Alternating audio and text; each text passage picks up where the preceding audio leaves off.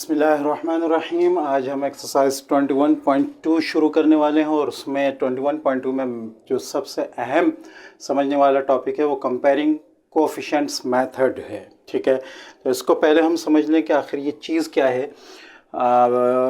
असल में इस एक्सरसाइज में उसके बाद आने वाली जो एक्सरसाइजेज़ हैं उनमें आपके पास non repeated linear factor denominator में नहीं आएगा, बल्कि जो अब सेकंड कंडीशन है रिपीटेड लीनियर फैक्टर आएगा। अब तक आपके पास जो लीनियर फैक्टर्स आ रहे थे डिनोमिनेटर में वो इस किस्म के होते थे कि वो अलग होते थे एक दूसरे से, इस किस्म के। ठीक है, ये तीनों फैक्टर एक दूसरे से मुख्तलिफ हैं।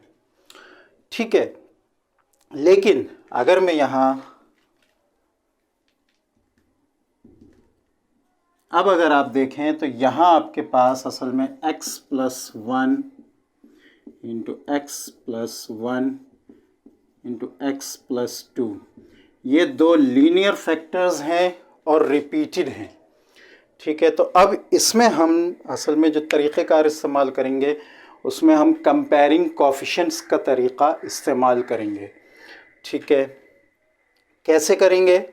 इसमें हम जब इस तरह इक्वेशन 1 बनाएंगे जैसे पिछले क्वेश्चंस में हम बना रहे थे, तो जो हमारे पास रिपीटेड फैक्टर है उसकी जितनी भी पावर्स हैं हम इस्तेमाल करेंगे। जैसे x+1 इसकी एक पावर है जो यहाँ मौजूद है वो है 1, और दूसरी पावर है x+1 स्क्वायर।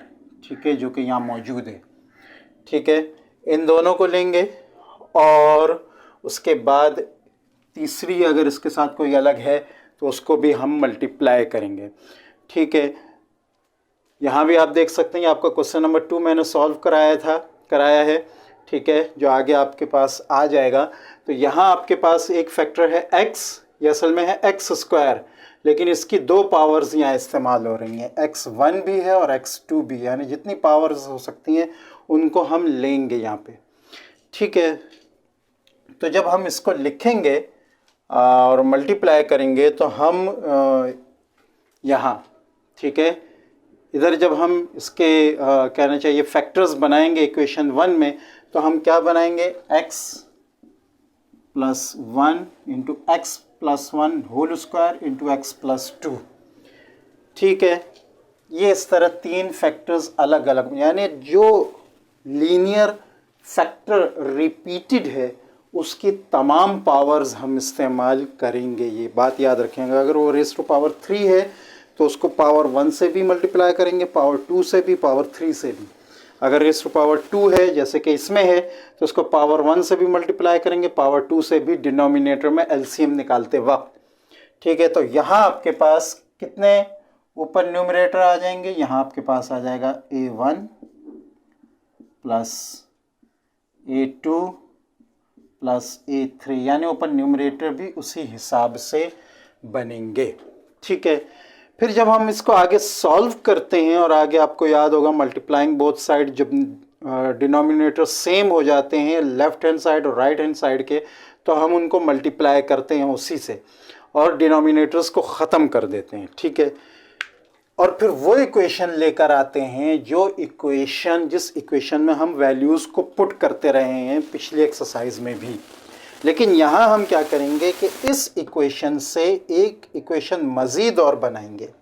ठीक है, जैसे आपके सामने ये क्वेश्चन नज़र आ रहा है, इसकी ये वाली लाइन आप ज़रा गौर से देखें। इसमें अगर आप देखें ये वाली लाइन, ठीक है, तो यहाँ x की पावर 2 है, x की पावर 1 है और यहाँ x की पावर 0 है, कोई पावर नहीं है। तो हम इसको एक ऐसी इक्वेशन में इन न्यूमरेटर्स के साथ कन्वर्ट करते हैं, ठीक है, कि एक पावर 2 की x दे दे, एक पावर 1 का और एक पावर 0 का। ठीक है, अब आप यहाँ देख लें, यहाँ क्या है x² जिसका कोफिशिएंट है 1, यहाँ x² है जिसका कोफिशिएंट है a1 प्लस a3, यहाँ x है इधर, इसका कोफिशिएंट है 7। ठीक है, और यहाँ x है, इसका कोफिशिएंट है 3a1 प्लस a2। ठीक है, और यहाँ कोफिशिएंट, यहाँ कांस्टेंट है 3, यहाँ कांस्टेंट है 3a2। ठीक है, मीन्स यहाँ जितने भी कोफिशिएंट और कांस्टेंट होंगे ये, ठीक है, उनकी वैल्यू जो है इसके कोफिशिएंट के बराबर होगी। मीन्स a1 प्लस a3 1 के बराबर है, 3a1 प्लस a2 7 के बराबर है, और 3a2 की वैल्यू 3 ही होगी। ये कंपेयरिंग कहलाती है। इस कंपेयरिंग के ज़रिए हम आगे क्वेश्चंस जो हमारे हैं उनको सॉल्व करेंगे। अगर आपके पास a1, a2, a3 तीन न्यूमरेटर्स आते हैं तो इनमें से दो न्यूमरेटर तो इसी तरीके से सॉल्व हो जाएंगे, लेकिन तीसरा न्यूमरेटर जो है वो आपका कंपेयरिंग कोएफिशिएंट के तरीके से सॉल्व होगा, जो आगे आप क्वेश्चंस में देखेंगे। ठीक है, इसको एक मिसाल से मज़ीद मैं आपको यहाँ समझाता हूँ। ये क्वेश्चन यहाँ पे था, यहाँ पर भी आप देखें, यहाँ आपका के पास है 2x² plus 3x minus 2 is equal to, ठीक है। अब आपके पास जो इक्वेशन आती है उसमें आपके पास राइट हैंड साइड पे, मैं नीचे लिख रहा हूँ, राइट हैंड साइड पे आता है a1 प्लस a3 x², ठीक है, प्लस